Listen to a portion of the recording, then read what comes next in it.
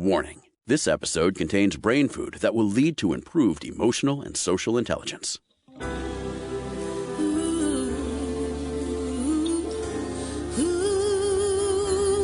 Give us 1 hour and we'll help you change the way you think about happiness.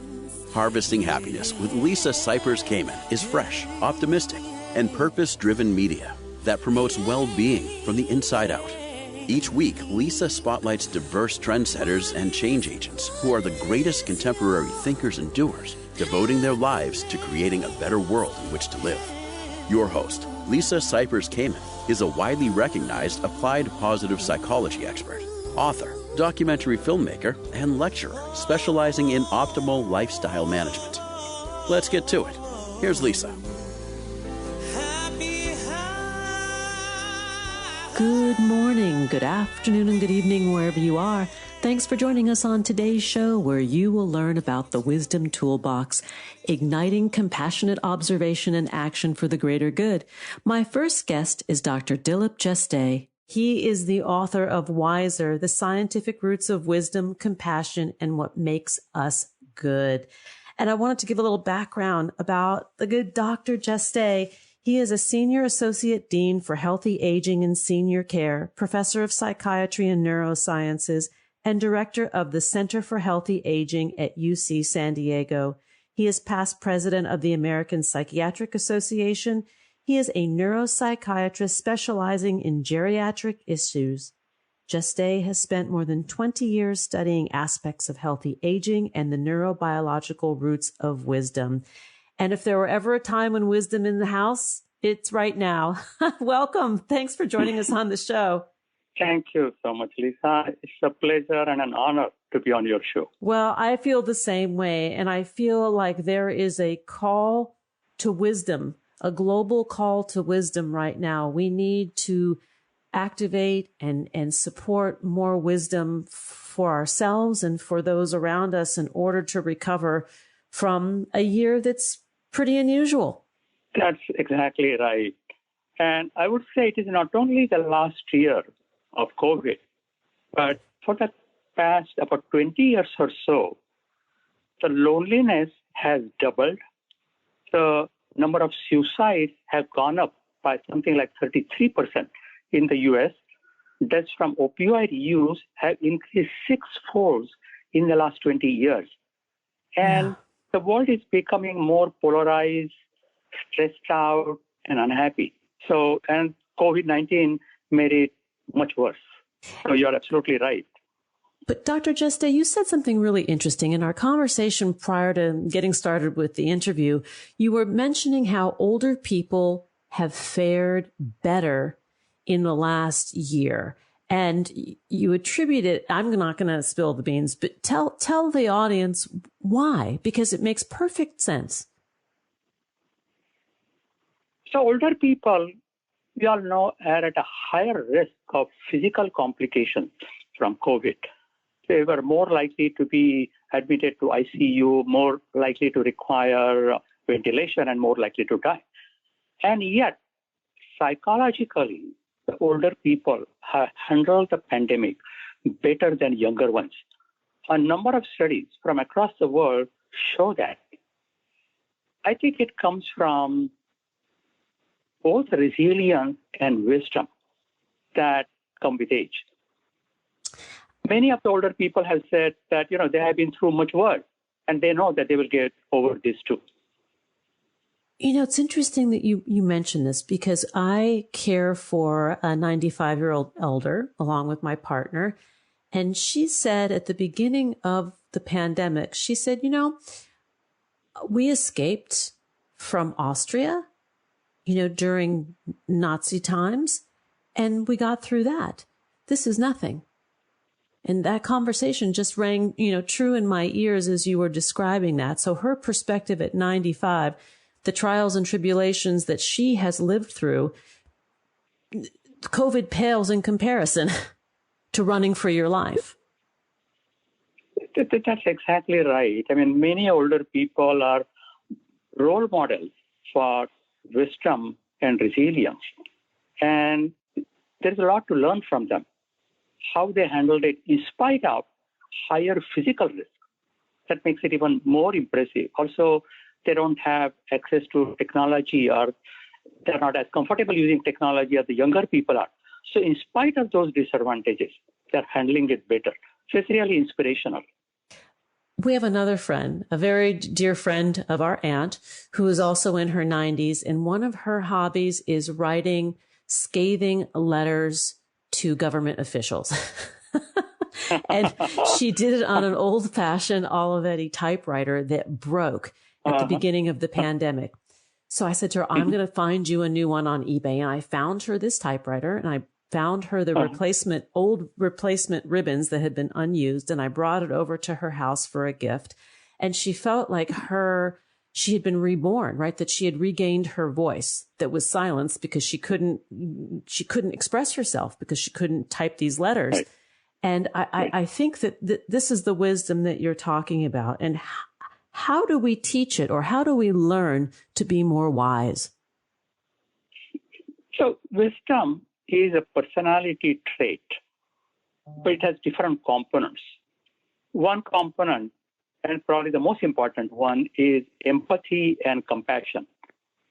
Another is self-reflection, ability to look inwards, understand yourself, and improve your behavior. And one more is emotional regulation, which refers to control over our emotions. And these are the critical components of wisdom that all can be improved, and starting with childhood. And in a way, good parents do that. We teach a toddler who is throwing temper tantrum when he doesn't get something, is to tell him that, no, every time you can't get something, you can't throw temper tantrum. You have to control your emotions. We also tell him to share the toys with other siblings, neighborhood kids, and others. So we teach empathy and compassion. When he doesn't do well in math and he blames it on the teacher, you say, no, it's not the teacher. Maybe you didn't study hard because you were involved in sports the day before the exam. So we are teaching self-reflection. So we, in a way, implicitly do that. But what is needed is to do that explicitly on a regular basis at all levels. And we live in a society today that has used antibacterial, right, wipes. You know, we're trying to disinfect ourselves from germs to have an air quote, healthier life. And this is prior to the pandemic, right? The popularity of these little pocket disinfectants. Right. And in a sense, it's a metaphor to what we have done to try and eliminate conflict or problems in our own lives and in the lives of our children, to make it cleaner, less stressful. And it's really done a disservice to us. That is true. That is true. That we are doing things which are helpful from one angle, but they can also hurt from another angle. And social relationships are very important, and we need to keep them in some way or another. So without taking the usual precaution that we all need to take to control the pandemic, but still we need social connection. We need empathy and compassion. We need to talk to other people. We need to have social relationships. Then only we will do better. And we need conflict, right? We need a certain level of conflict because it's what teaches us how to handle life when life isn't always easy, right? It makes, in my view, it makes us better people. Absolutely. I mean, one of the components of wisdom is acceptance of diverse perspectives. So I may have certain values and I may hold on to them strongly, but I can understand why others may have different value systems. That doesn't mean that either of us is evil or dumb. There are rational bases. There is a rational basis for each perspective, and we need to understand that. That doesn't mean we need to agree with them, but compromises will emerge only when we work with one another, when we listen to one another, try to understand the behavior. So you're right that we need conflict because that makes us better educated and wiser. And we need to, I think we need to also check our judgment. Not only do we need to self-regulate in terms of our emotions, I think we need to learn to regulate judgment. because when we suspend judgment, we're able to activate that empathy and compassion that you talk about. Exactly. I think wisdom, in a way, is a balance. It is balance between decisiveness and acceptance of diverse perspectives. It is balance between cognition and emotion. It is balance between being selfish and unselfish. I want to ask you, is it possible to accelerate the accumulation of wisdom? In other words, can we put ourselves on a boot camp program to become more wise? I really think so. Usually we say that wisdom comes with aging because experience comes with aging, and that is true. However, we do not need to wait till we get older before acquiring wisdom. We see some young people who are very wise too. So what is needed is making an active, conscious effort, sustained effort on multiple levels to improve empathy and compassion, self-reflection, emotional regulation, acceptance of diverse perspectives, and so on. I think we definitely can do that. And there are studies actually, including some randomized controlled trials that have shown that you can increase emotional regulation or empathy and compassion. So there is actually evidence to support that we can increase these components. And how, if you were to give 2 or 3 tips to our listeners of how they might increase their empathy glands, or broaden their compassion capacities, what are ways that we can do that? Sure. So one way is keeping a gratitude diary or a journal. So before going to bed, write a couple of things that you feel grateful for or that you feel happy about that you did to help others. If you do that regularly, you start waking up in the morning thinking about what am I going to write tonight? And so your behavior changes. So it becomes a second habit. Another thing one can do is role play. If we spend 24 hours in a wheelchair or 24 hours blindfold, we will realize what a person in a wheelchair feels like, what a blind person feels like, and we'll become more empathic and compassionate to that person. I like this role playing. I never thought of it in this context before. The gratitude journal is, a tried and true positive psychology intervention that we know, but this role playing, actually putting yourself, physically putting yourself in someone else's shoes to experience life through their lens. I think that's fantastic. Because in a way, empathy is understanding and sharing somebody's emotions. So putting yourself in the shoes of the other person. So we can literally do that. And when we do that, that will improve our empathy toward that person. We are going to need to take a break. And when we come back, we are going to continue the conversation with Dr. Dilip Jeste. We're talking about his latest book, Wiser, The Scientific Roots of Wisdom, Compassion, and What Makes Us Good. To connect with Dr. Jeste, you can do so. That's UCSD Center for Healthy Aging. Here comes the break. We'll be right back, and that is a promise. Hang on. Before we pause, I want to talk about our precious skin.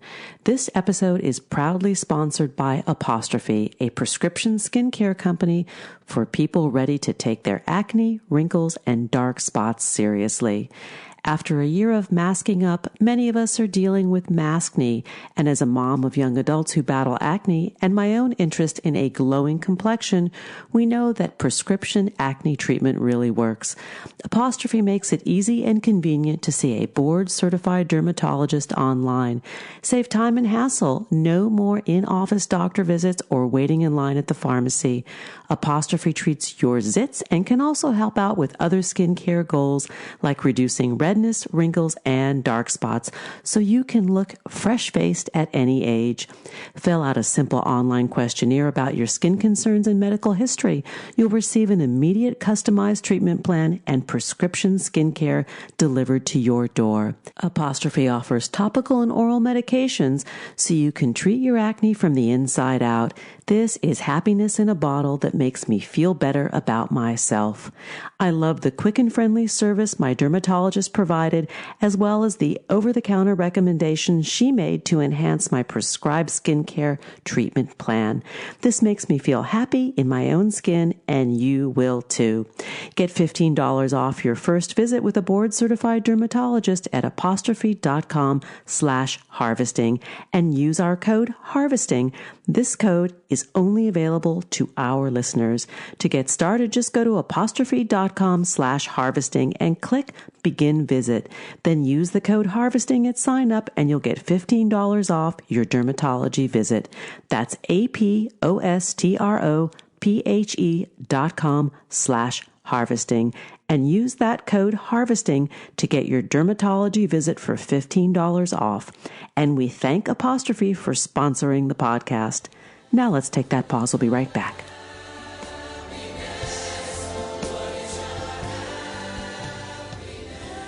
To learn more about cultivating sustainable well-being at home and the office, visit harvestinghappiness.com and explore Lisa's experiential on-site brain fitness workshops, corporate programming, and speaking engagement services.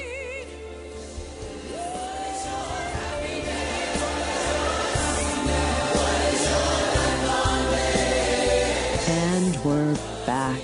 Returning to the conversation with my guest, Dr. Dilip Jeste. We're talking about the Wisdom Toolbox, igniting compassionate observation and action for the greater good. Let's get back to it. Doctor, I want to also turn the conversation towards positive psychiatry, because as somebody who's worked in positive psychology for many years, I am delighted to learn that you and some of your colleagues are turning your attention to positive psychiatry. Yes. In 2012, I was elected president of the American Psychiatric Association. And I was thinking about what theme I would have for my presidency. Until then, during my research, I found that actually older people are happier. People get happier as they get. So I started doing research on successful aging. But then I realized it happens at all ages. There are things like resilience, optimism, compassion, wisdom. They are integral parts of health. And Lisa, your work on positive psychology really has been outstanding. And I found that that was not happening in the field of psychiatry or medicine. There were very few articles on resilience and these other positive traits in psychiatric literature. So I made positive psychiatry the theme for my presidency. At that time, actually, I Googled the term positive psychiatry. I didn't find a single citation. Whereas positive psychology, there were thousands, of course, of citations. And so I made that a focus. And I defined positive psychiatry as part of psychiatry that focuses on improving well-being and happiness through promotion of positive psychological traits. Yeah.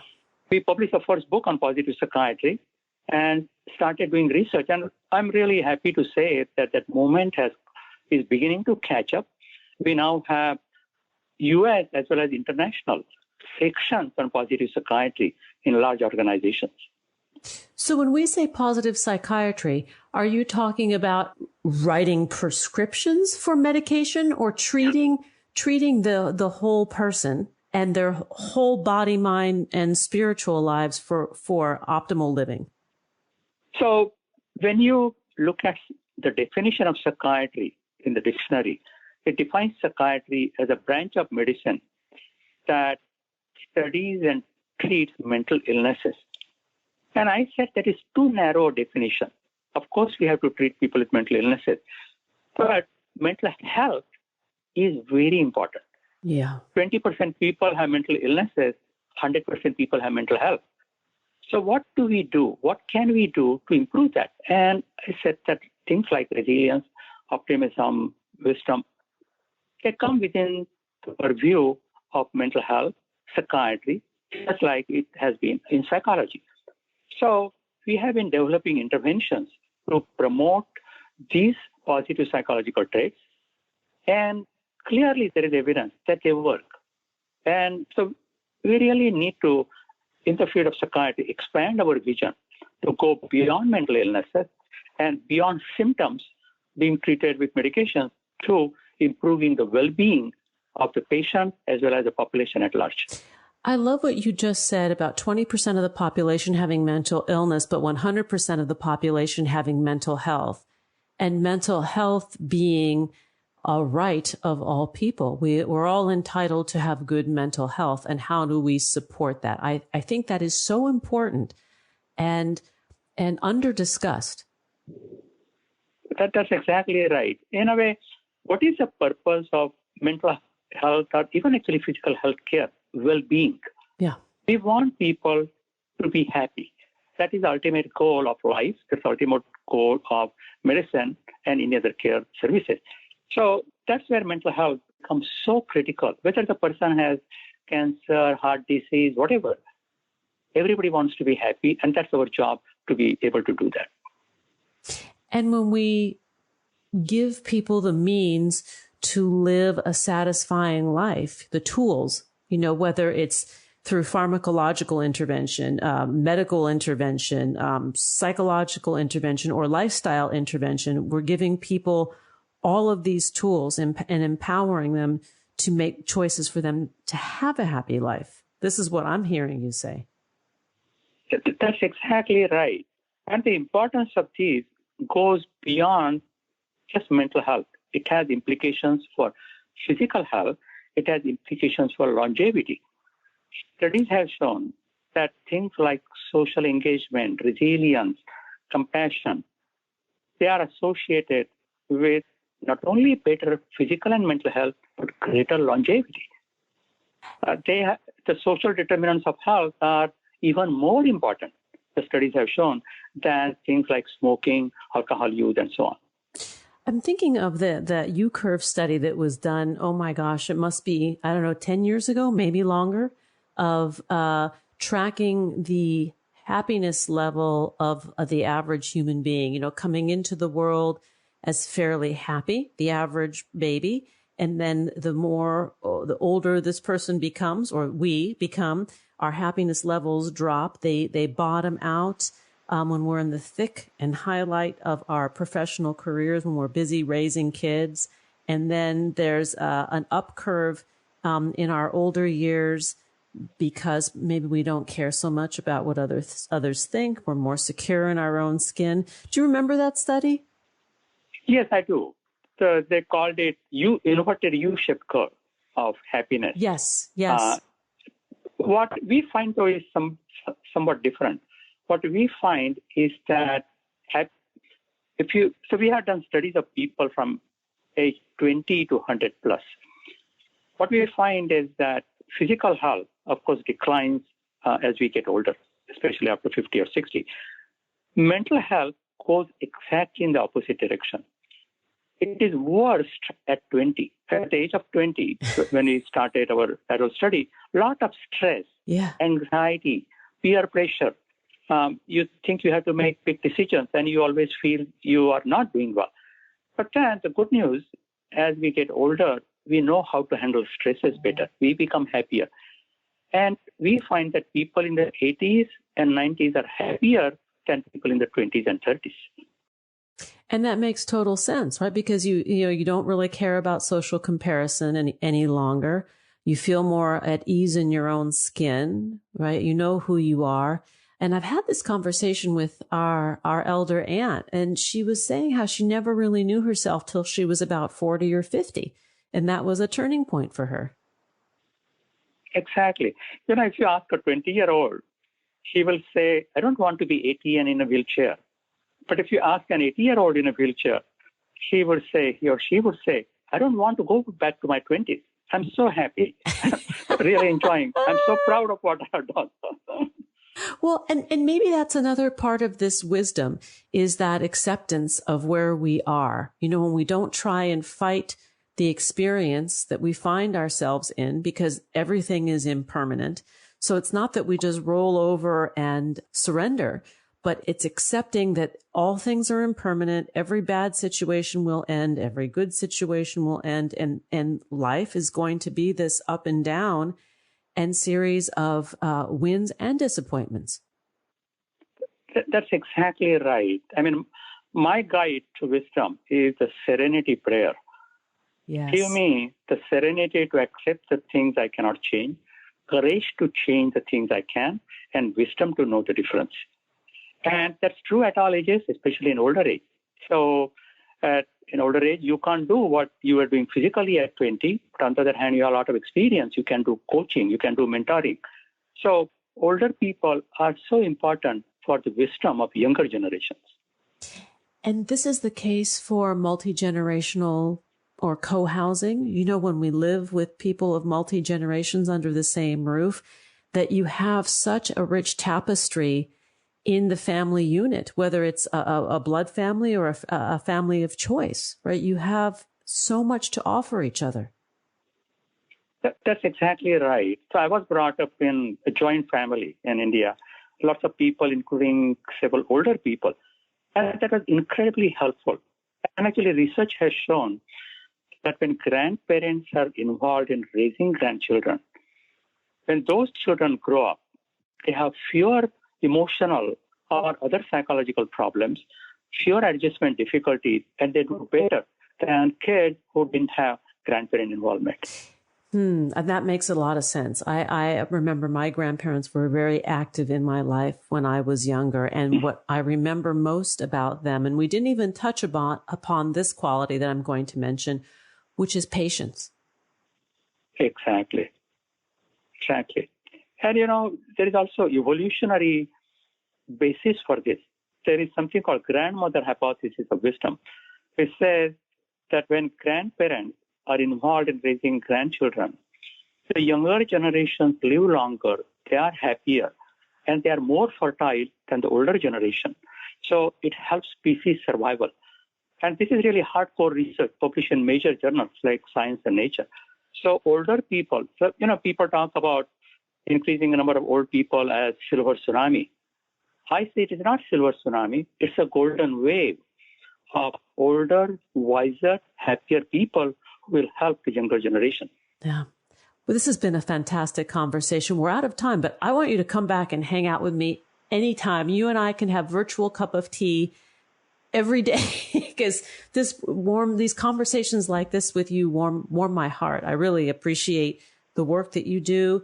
Your latest book, Wiser, The Scientific Roots of Wisdom, Compassion, and What Makes Us Good.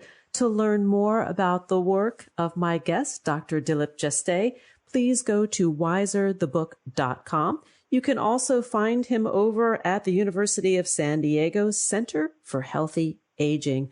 Dr. Jeste, thank you so much for brightening my day. Thank you, Lisa. The same holds here. I have great respect for the work you do, and it is a pleasure talking to you. I look forward to coming back. Thank you. We're going to take a quick break. We'll be right back. Did you know that happiness is actually good for your health? Happy people live longer, are more productive, and make better partners, parents, and professionals. Connect with us on Facebook at Harvesting Happiness and follow Lisa on Twitter at Lisa Kamen for a daily dose of inspiration.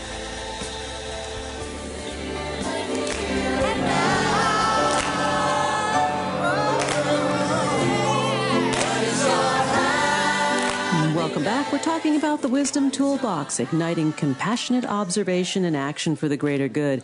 My next guest is Debra Silverman. Through her past 40 years of professional experience in private practice, acclaimed astrologer Debra Silverman has specialized in helping thousands of individuals achieve emotional health and wisdom based on their unique personality and the 4 elements: water, air, earth, and fire. Her work with families, individuals, and couples has her standing out in a sea of therapists and coaches. She is taught at the internationally renowned Esalen Institute, and her work has taken her all around the globe. Debra has a master's degree in clinical psychology from Antioch University. So in my view, she's blending the academic side with the intuitive side, with the celestial side. And I welcome you to the show, Debra Silverman. Thanks for joining us on Harvesting Happiness. Harvesting Happiness. I can't wait. We're in it. We're in it. We're doing it. Okay. So thank you. Let's talk about wisdom and our quest for knowledge as human beings. And in the present day we find ourselves living in, why that quest, there's some missing pieces in that journey. You know, I love the word wisdom. Half of it is whiz, smarty pants, and the other half is dumb, wisdom. And I came up with that years ago, that in order for us to seek wisdom, we have to admit we don't have it. And this is really one of the most powerful entrances of all my work, is the humility that says this human thing is so confusing. I find it so confusing. And yet there are some stars to be guided by. And then there's some elements, some really basic, solid, trustworthy elements that the American Indians use the 4 directions, that the Hawaiians use the 4 elements, that the Egyptians use the 4 elements. So when you seek wisdom, it's a good thing to go back to basics. Like, where did it all start, and how do we get ourselves steeped in a solid foundation that will allow us to be able to actually lean into the elders and find comfort rather than reinventing the wheel. Like, there is some truths that live in the ancient wisdom source of astrology. And there are some basic truths that live in the elemental, the magician in the tarot deck. The very first card comes with the magician. How do I use these 4 elements to create magic, or in your words, to harvest happiness? And so that's been my life's work.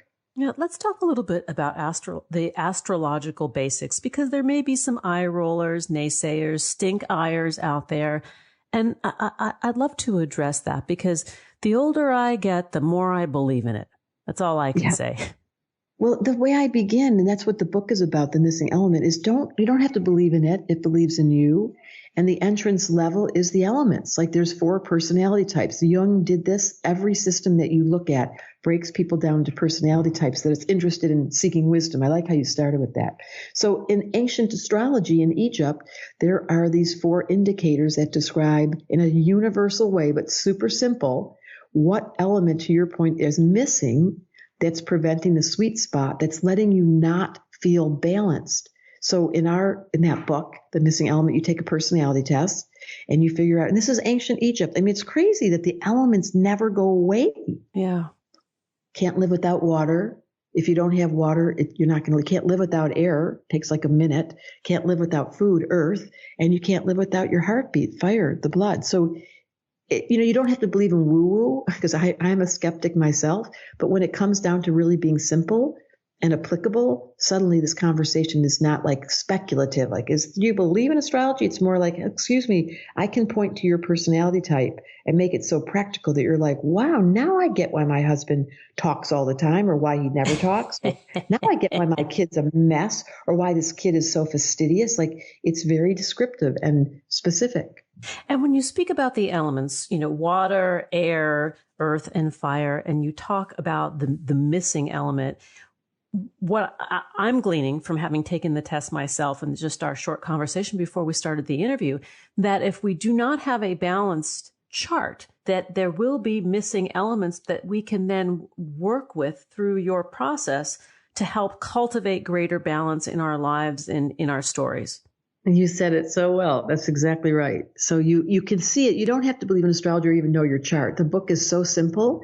It's an entrance level for advanced or beginners to say, so what element am I missing? And you don't even have to understand, like, it's specific to a little test you take, which you just took, and then you figure out think of it as 4 wheels in a car, and 1 wheel is down. And so you want to balance the vehicle by getting all 4 tires filled. And that's basically what we're looking at. Yeah. I find this fascinating. So when we go back to the astrology basics, you've got a sun sign, which is where the planets were on the day and time you were born, right? And then what? So then you look at all the planets. There's 10 of them. See, this is where I understand skeptics. I understand people that don't believe in this because I have a skeptic in me. And I'm like, really?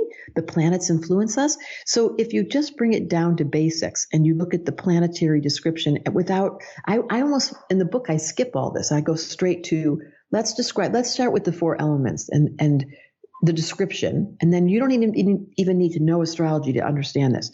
So if you're a highly emotional person who cries at commercials and feels tender and is a reclusive character who loves being at home and has a tendency to be more nonverbal than verbal, you feel things, that's water. And you're prone to depression or addiction, or you find yourself vulnerable for no reason, like you're in a mood. That's a water personality. You can't relate to that, can you, Lisa? I am a water personality, but I got a lot of other things going on. You do. So that's my point. Thank God. That's why I'm saying it's not just the sun, moon, and rising. It's deeper than that. So then the next category, let's go there. The next category are the people that talk all the time and they're funny and they're witty and they're airheads and they forget where they're going and they lose things and they multitask and they forget their names and their kids' birthdays. And they're just this charming, funny, verbal, articulate character who is a entertainment center and finds themselves a little scattered and sometimes guilty because they talk too much rather than get things done. Now, you have a bit of air in your chart, Lisa. No. Oh, stop it. So there's the air character. And we all know these. They're so fun to be around, if only for a moment, because they flit and they change and they're fickle and they're playful and they're kid-like. They don't grow up. It's the young part in all of us that just wants to say, excuse me, can I ask you a question? I'm so curious. And then they answer, you're like, wow, this person never stops being interested. And they're 67,000 years old. So it's the youthful quality as compared to water, who can be a little more sober and quiet and internal and less people-oriented. The air person's all about people. So that's a pretty clear description. I'm sure you're thinking of people you know, should be at this point. Oh, yeah. I live with one. I live. Well, I may live with a couple, actually. Yeah, and they come in clumps. Yeah, I have a watery house with a lot of air. The people in my life. And by the way, the goal of this game, you guys, is to have all 4 of them. So don't be confused if you say, I related to all of them. That's the 4 wheels in the car. That's want the point, right? You want some. Exactly. Yes, but there'll be one missing. Then the third category is Earth.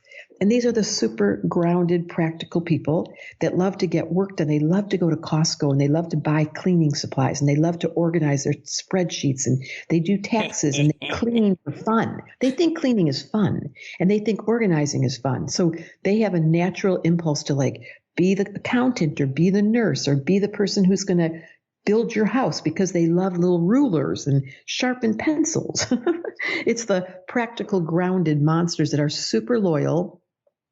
They get mad when you do the dishes and you don't put them in the dishwasher right, and they push you out of the way and go, I'll do it. So they're a little bit of controllers as compared to the air person going, I don't care where the dishes are. I didn't even know he had to do the dishes.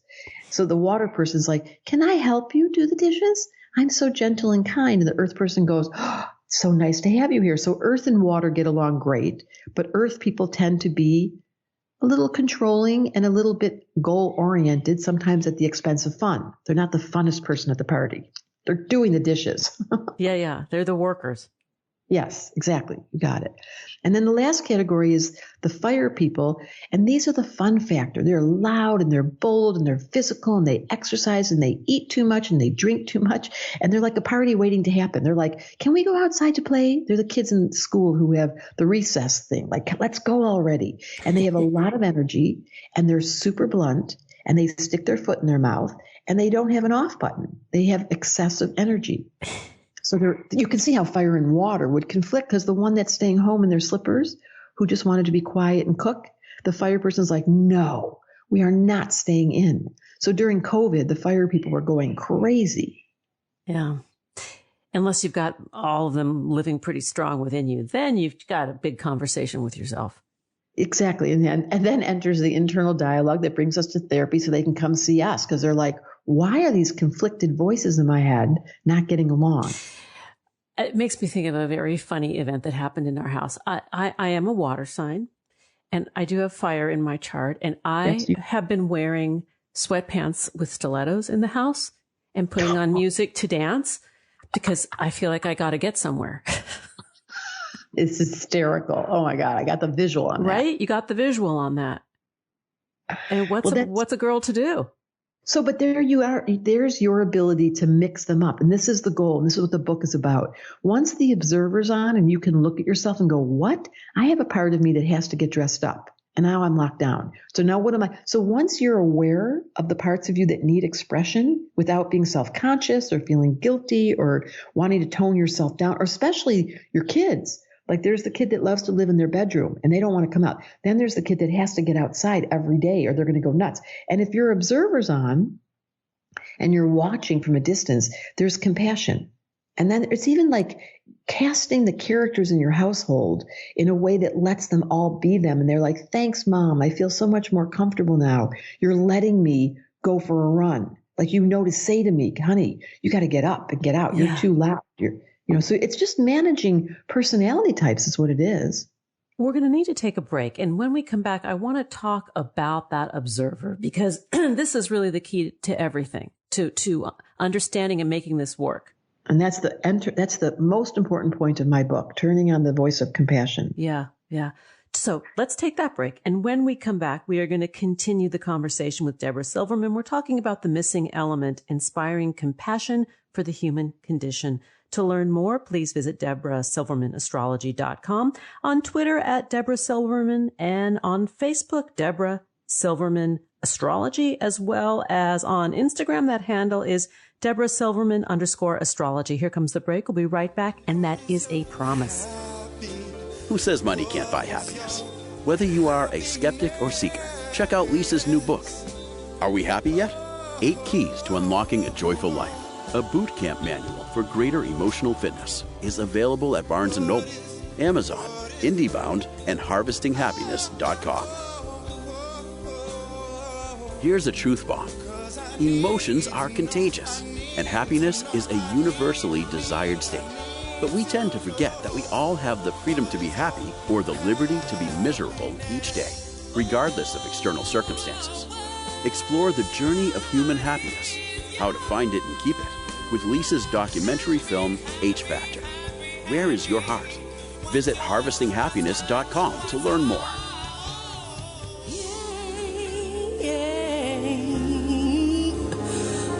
What is your happiness? And we're back. Let's rejoin the conversation with Debra Silverman. We're talking about the Wisdom Toolbox, igniting compassionate observation and action for the greater good. Let's get back to it. Debra, prior to the break, we were talking about how the 4 elements play out astrologically in our lives and the need for observation. And I would love for you to jump in here and really talk about the power of the witness or the observer in our lives. It's so hands-on. My work is very practical, and I teach from a place of practical application. So you're in the middle of a fight. You can't do the spiritual schmiritual thing and go, I'm not angry. I'm just going to love everyone. No, you get pissed off, you release the anger, and then comes the observer, and you realize, whoa, I just got really angry. And then as an advanced student, you start to realize, I can see I'm getting really pissed off. The observer comes on before you get angry, and you say to the person in front of you, I'm about to really get angry. I either need to walk out of the room or be willing to let me get excited because I am angry. So the observer gives permission not to take away the feeling or to erase it or to stuff it, but at the highest level, it lets you identify your personality trait and what's going on for you in the moment and name it, and then be able to be kind. So it also goes to water, like, I feel myself going into depression. I feel myself getting drawn to addiction, for example. I'm feeling myself feeling really vulnerable. The observer comes on and you go, I must call my sponsor, or I really need a friend, or I really need someone. So it's simply the voice that sits in the wings and it's waiting to give you direction. And once you get that muscle of the observer available and you know your personality type, first you learn the language of your personality type. And then once that pattern shows up that you're upset about or that it ruins things or it's a sabotager, when the observer's on, there's a free will button that shows up. And that's all I'm looking at. That is brilliant right there. when the observer is on, the free will button shows up. That's the quantum of, I believe, what your message is. Yes. And honestly, first things first, though, you can't bypass. You can't walk over the humans. Like, we're all trying to be I call it spiritual schmiritual. We're trying to be so spiritual. But when the car rips you off and they pull in front of you and you give them the finger and all your spirituality went out the window, that's honest. That's honest human. That's fire. That's your impulse control, being out of control. And then the observer comes on and you smile like you just did and went, oh, look at my human just showed up. And that's what this book is about. How do I help you without judgment figure out that, yes, you just talked too much. Your air is out of control. You spilled the beans. You said the wrong thing. You stuck your foot in your mouth. It's too late now to erase it. However, once the observer's on, there's compassion. You're like, oh, I just did that thing again. I'm so sorry. And that's the gift of this work that I do, is giving people. It doesn't take away the human condition. That's why it's not woo-woo. It's not trying to ascend. It's bringing you down into the human with compassion to say, yeah, everybody screws up. We're all goofy. We're all emotional wrecks. We're all reactive. You push the right button and boing, and then on comes the observer and you have the gift of, I'm sorry. Really, that's my unbelievable fire, or that's my unbelievable water, or that's my unbelievable air. I can't help it. I just speak and then there's a vote, and suddenly the free will, and you know what? I realize I do that all the time, and I want to stop, and that's really the power of this work. Yeah. Oh, you know what? You make me feel like you are the quintessential mom, dispensing very rational, very usable, very attainable advice. That's so funny, because in my chart now, I don't like to talk astrology to beginners, but I have Cancer, as you are, on the top of my chart. And so the highest essence of my character has always been the mom, like wishing that there was someone that would say to me, yeah, you're all screwed up and I still love you. Like, it's okay, honey. I like you just the way you are. And that is what astrology and this work does. That's so funny. The humanistic part, like very Rogerian, right? Like the unconditional love of another human being simply because they exist. Yes. And knowing that everyone has quirks. Like, you cannot be alive in this life without wearing stilettos. Like, that your Leo needs to wear your high heels. If you know the quirks that you have without making yourself feel like no one else should know, like it's a secret. Oh, no. Or you're self-conscious. Or you don't even do it anymore because you turned yourself off. Some people are numb and they come to see us, and you know this, and they've lost their spark or their luster. And I have to say to them, wait, let me look at your chart. This is what a really good, for me, psychotherapist does, is give you back to you on your terms. Like, how can I make you comfortable again? Yeah, it's a mom. You're so right. It's a mom. It is. It's the quintessential mom. Like, it's, June Cleaver in this century, But she has a chart in her hand. Can you imagine? Oh my God, that's with a chart in her hand, and because you in yoga pants. And no apron. Yes. And she's not feeling bad about you having just spilled the beans. Like, she's like, honey, I knew that was going to happen. I saw it right here in your chart. Yeah. Well, I have to tell you something funny. I was watching a couple of your YouTube videos. The thing I love about you, Debra Silverman, is many. We haven't known each other for but a few minutes, but I took a look at these videos where you describe the signs, and I went to Cancer, my sign. And there you are on the couch, surrounded by pillows and a bag of popcorn, and you are role playing, and it is hysterical. Like, you are a comedian. Yeah, those videos got 8 million views. They're on YouTube, you guys. So if you just put on hilarious. YouTube, Debra Silverman Cancer, a little 5-minute video will come on where I act. When I made those, Lisa, I was so embarrassed when I finished. I felt like it was public schizophrenia. Like, who dresses up in 12 little outfits and role plays? And I didn't have a director, and I put them in a drawer because I was so embarrassed. No, they're brilliant. I thought they were so, like, really, you're going to expose yourself? And then fast forward 5 years later, somebody saw them, asked me, can I put these? Do you have any videos? And I said, here's this video. And then she couldn't stop laughing. And yes, if I've never done anything since or before like it. Well, you were like channeling, I don't know, like Austin Powers in the astrology world. That's or astrology, something. Right. It was very, very, very funny. And it people laugh.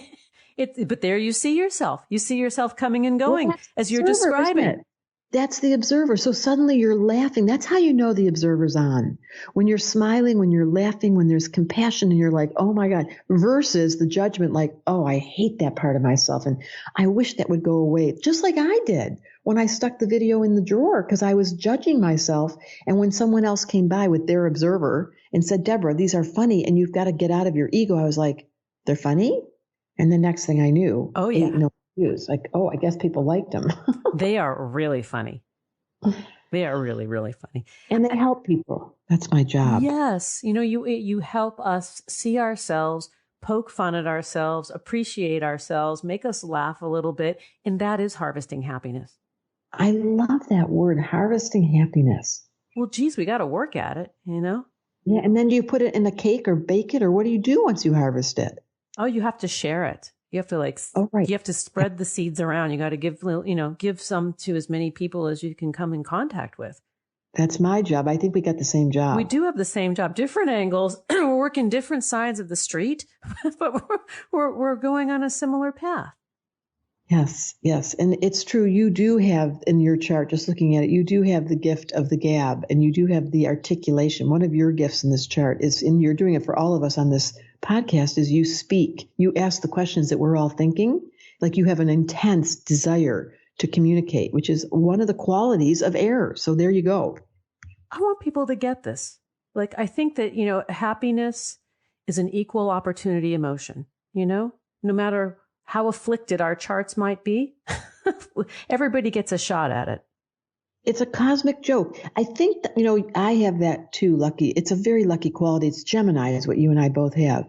And it makes people talk and funny and childlike. We were talking about air. Yeah. Being the kid. And that's where happiness comes from. Because the kid doesn't care if they get it wrong. They're supposed to get it wrong. You go to school to get it wrong. It's the grown-up that loses the childlikeness. And that's what you're harvesting is give us back the kid that's interested and wants to study astrology or wants to study. We have a school. Literally, we have thousands of students from around the world, but it only happens twice a year in September and January. And they come and they study. And now we have a new program starting in the spring called Continual Stars, or CS, where people are going to come and study just simple entrance level, low hanging fruit, 1 hour class once a week to tease you, to get your kid back and tease you into believing that astrology just might work. You don't have to believe in it. I honestly say this all day. It believes in you. Yeah. You just have to be open-minded to say, this personality trait I have is bugging me, or that's better. His personality trait's bugging me. Now, how do I figure out how to love him? Because once I loved him and now he's bugging me. Well, he's obviously a teenager or a young adult. Yeah. See, and that's the best part of all. I love doing this work with parents because when the kids understand how to be who they are and the parents stop bugging them, everything changes. Yeah. Yes, that is so true. I have a very dear friend who has a 16-year-old daughter who is precociously launched from the house. And that is really bugging her. Like she just doesn't understand it. Like that she should be her bubula forever, Oh, I know. I have a student right now whose kids are now empty nesters. I bet there's lots of women listening. It's a really hard transition. And here's the deal. You have to come back to yourself, and that's where astrology comes back. Go back and fall in love with you. Put your attention back on your destiny. Give yourself back to your remembrance of what you left behind. That's another program we have called Tell Me a Story that I just designed. It's a writing class that's 4 weeks. And we ask the first class is, what did I leave behind? And because my whole job this life, whether it's with the elements or with writing or with the stars, is to say, listen, you came for a reason. You're not a mistake. You didn't get pushed on the bus. I promise. And while you may have lost something or you left something behind, it's not too late. And that's, you and I both, we're so excitable. I can feel it. It's because I've been through the school of hard knocks. I was in the front row and it was not easy. I lost a husband to MS. It was a painful, dangerous, emotional. And then I had to refine my love, which was for life. And so I know those people out there that are losing that's why I feel so much compassion for the people that are feeling under it and can't pull themselves into the happiness mining. Like, where did I leave my happiness? Yeah. And some have never even tasted it. Imagine that. You've never had the taste. And that's water people. They get drowned in the sensitivity that they are, which is a gift, by the way, but it doesn't show up with joy.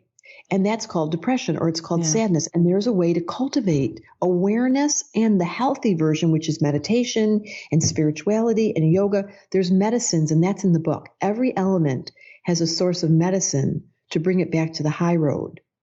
And not always from a prescription pad. In some cases, one might need it, but there's a whole lot that the earth can do for us.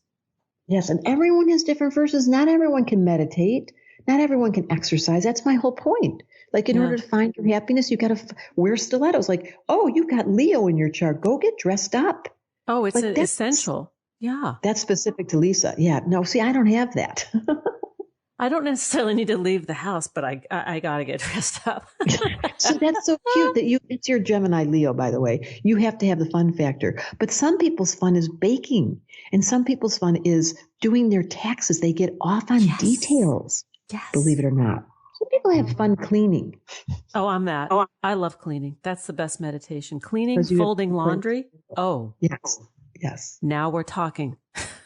Yeah. I can meet you there. Yes. Let's do that together. You can meet me in the laundry room? I love the smell of clean laundry. Yes. Oh, my God. And the crisp folding. Oh, and the hot sheets when you get in the bed after you just put them on the dryer and these are the pleasures in life. Yes, here we go. Yes. So if you guys are listening to this and you're like, I forgot those simple pleasures, I lost it, or I'm so busy. That's another problem on this planet. I've got so other-oriented women that I've lost myself. This is what this work does. It gives you back to your prescription on your terms of what feeds you and how to recultivate, and then compassion for old what's his name. Hey, I want to read one thing. We're out of time, which I can't believe. I want to name drop on your behalf, if that's okay, Debra. Go for it. So Sting wrote a little blurb about you that I think just says it all. Sting writes, Debra Silverman reminds you what fun it is to be you, the singular, freakish, awkward you. And she also reminds you of your potential of your gifts to the world and of your place in it. And I think that's beautiful and so descriptive of what you're doing. Wordsmith. Now guess what element he is? Who's the wordsmith? Who speaks and communicates so clearly? Oh, the wordsmith. Wait, hang on. I'm looking here. I'm at my crib notes. The Cancer. No, it's an air person. It's the word. He is double air. His gift is words. Every, I can't even believe. I want to make a book out of all his texts that he wrote me, all of his emails. He's the wordsmith. Wow. And look at his music and look at the book that he's written. So it is air element that can put words together and you go, wow, your singular, freakish, awkward self. Thank you, Sting. I couldn't have said it better myself. Right. But it's true. I mean, and this is what your book is giving us permission to be, to rise into, which is the missing element, inspiring compassion. And how did I meet Sting? When you're in the flow of being your authentic self, when you find the magic, the magician works with the four elements, all of a sudden these crazy things happen and I end up at Sting's office or in his studio. What was it? No, the back room of his dressing room. Wow. How that such a bizarre. And I spent 1.5 years traveling with him around the world. How cool is that? And that's because I'm telling you, it's magic. For those of you that are looking for your destiny, you first have to get back to your natural rhythm. And once you're in the flow state, there's this crazy thing called synchronicity that he made an album about, made a fortune. Yeah. Synchronicity is Sting's word. But that is the truth. Synchronicity is what does it. I think we're dinging, alerting, and the universe is telling us it's synchronicity. Time. Synchronicity. The book we're speaking of is The Missing Element, Inspiring Compassion for the Human Condition. My guest today and the author of this fabulous book is Debra Silverman. To learn more about Debra, her book, her offerings, which are bountiful, please visit her website, DebraSilvermanAstrology.com, on Twitter at Debra Silverman, on Facebook, that handle is Debra Silverman Astrology, and on Instagram, Debra Silverman _astrology. And for you eye rollers and naysayers, don't poo-poo it. Go have a look and have a chuckle. Look up your sign on YouTube. I dare you. I love that.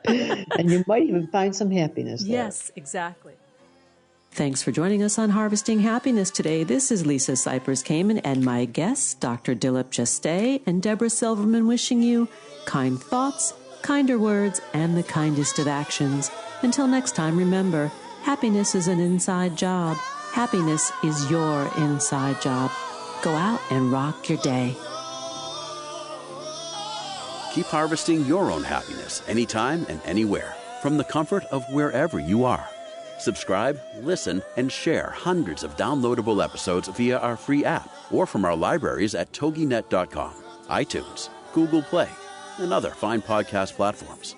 To learn more about Lisa's global consulting services, please visit harvestinghappiness.com. Spread more joy by liking us on Facebook at Harvesting Happiness and following Lisa on Twitter at Lisa Kamen. Harvesting Happiness is produced in collaboration with TogiNet Radio, KBUU Radio Malibu.net, and is available on PRX, the Public Radio Exchange.